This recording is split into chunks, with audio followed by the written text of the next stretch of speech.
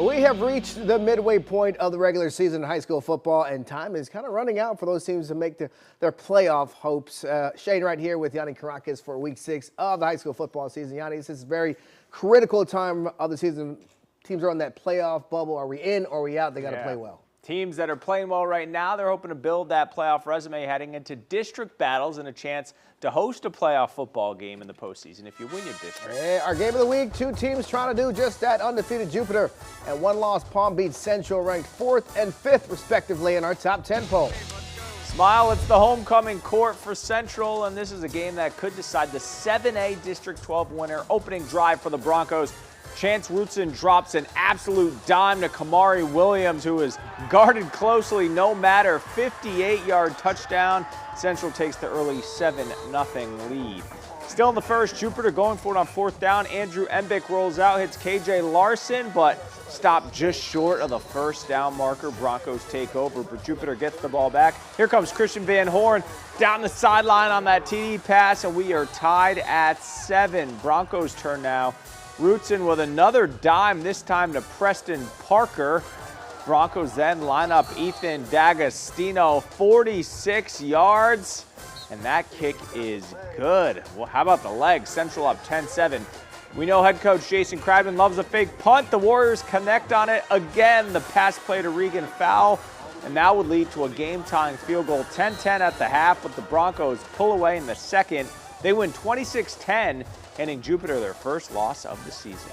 Number 3, West Boca continuing its undefeated season with a trip to Dwyer, so searching for its 2nd win of the year. First quarter now, no score, but not for long. West Boca's Trey Moran rolls out. He's going to dump it off to Jordan Walters. What's this nice one-handed snag? Cuts up the middle, breaking tackles, and finds his way into the end zone.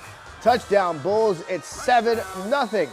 Then on West Boca's next drive, it's going to end in the very same result. Another touchdown. This time it's Kyle Andrews on the ground. The Bulls wasting no time putting points on the board. It's 14-0. They weren't finished. We're still in the first half. Moran in the pocket on 4th down and long. Over the middle to Billy Clancy, the 3rd. Moving the chains for another West Boca first down. And a cap off the drive. Low snap for Moran, but he gets it, and he's going to trot into the end zone for another touchdown. West Boca remains perfect, beating Dwyer 42-0.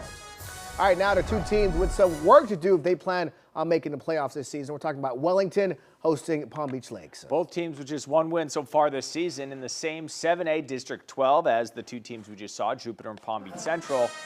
Wellington's only win coming against Lake Worth, while Palm Beach Lake's only win coming in week 1 against Coral Springs. Wolverines up 22-0 at the break. Offense still humming in the second half. Joseph Thomas with some big holes from that big old line. He gains some yards and moves the chains. Wellington would kick a field goal to make it 25-0. Rams trying to get their offense going. Quentin Williams swings it out to Tremarian Moreland Jr. He goes down the sideline. Lakes in prime position to put some points on the board. Wellington, other ideas. Julian Ryboka gets around the edge right to the quarterback. Williams gets the ball out, but it lands in the hands of Mason Alonzo. Look at the big fella go the other way, down inside the 5-yard line. Wolverines cash in on the turnover. Jonathan Paul rolls out, finds Christopher Rodriguez wide open in the end zone. Wellington, no issues with Palm Beach Lakes, 31-0. All right, to the Treasure Coast, where Jensen Beach is coming off its first loss of the year against Benjamin. Falcons hosting winless Port St. Lucie. What a halftime show this one. It was incredible. Falcons with a 21-0 lead to start the 3rd, looking for more. Dominic Lucci, one of the toughest, roughest runners in the area, just busting through tackles for a big gain and Jensen Beach first down in Port St. Lucie territory. That would lead to a Trey Fadovich field goal. It's a 24-0 Jensen Beach lead, making it at least a 4-score lead. Falcons would get the ball back. Jonathan Ahern, that big 6'4" body going deep down the field, but the Jags have good coverage. It's picked off. Port St. Lucie with a turnover, but they're backed up on their own 1-yard line. So on the very next play, Jordan Quillen in the shotgun. But it's Jensen Beach's Carlos McCormick in the backfield. He gets a huge sack, put 2 on the board for Jensen with the safety. Falcons get the shutout win 40-0. Number 8 and undefeated Boca Raton opening 7A District 14 play against winless Stoneman Douglas. The route on, already up 39-0. Mason Chapman hits Jordan Davis, who goes down the sideline. He's down inside the red zone, trying to finish the drive off, but Chapman intercepted by Shane Zoberg, who jumps the route. takes it back the other way. Bobcats return the favor. Jackson Anger looking downfield. That's intercepted by Travis Jackson, who goes the other way. But this is called back for a flag on the play. Still Boca pouring it on offensively. Aiden Ellman punches them the rushing touchdown to extend the lead. Then the Bobcats with another pick six, only this one counts. Marquise Johnson, the interception and the touchdown. Boca Raton over Shane's alma mater, 53-0. Man, come on, why do you do my Eagles like that? Do you need me to step back on the field? No, we don't want that. When we return, we continue with district matchups with more teams across our area. Some action from the Treasure Coast as Football Friday returns.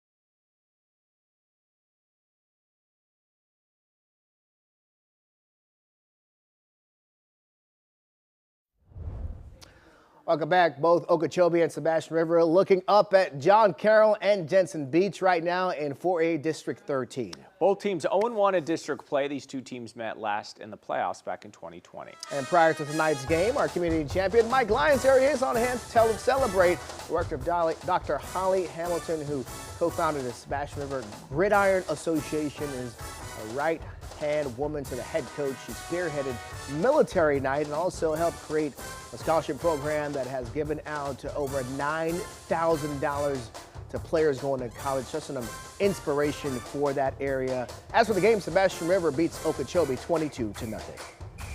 Martin County taking on Olympic Heights. This game, all Tigers. First quarter, Paul Hendricks on the carry. He gets outside the line of scrimmage, untouched to the end zone for the Martin County score. Plenty of that to come. They fake the handoff. Lewis Manny keeps it himself. He goes in for another score just like that. It's 17-0, and the Tigers defense getting after it too.